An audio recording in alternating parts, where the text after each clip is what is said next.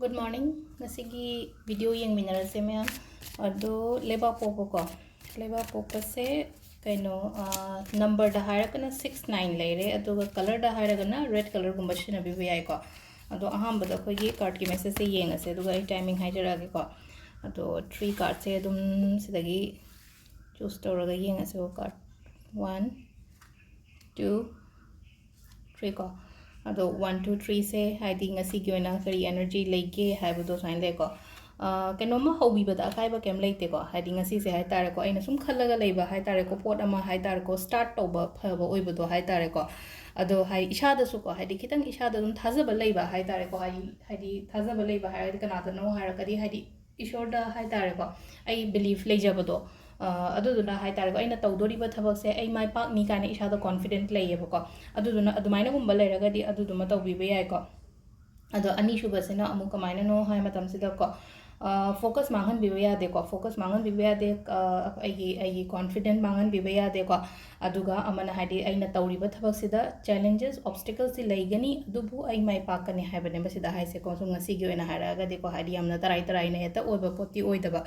aduga ahum suba sena ko haidi some change kumba lakpa hai tare ko some change kumba lakpa ko ado keno oi ko changes se khatang difficulty oigani adubu unexpected hai tare ko sum khangho dana hai tare ko haidi sida kainoma hai tare ko ngonda kitang nuaitaba gumba kitang feel tawba su yai aduga amana ko haidi pot aho bom su koi ko sida hai tare ngasi gi na haraga di ko ai yona start ama kari ama dumaina oi ba hai tare ado sida leire akoi gi card ahum se ko daily card ki 1 2 3 ko aduga akoi gi timing se ko ayu ki pung 9 ga minute manga dagina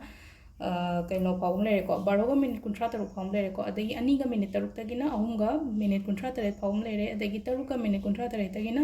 nipan ga minute taru paum lere ko aduga mapan ga minute kuntra taru tagina pung aniga minute manga paum lere ko dusi sina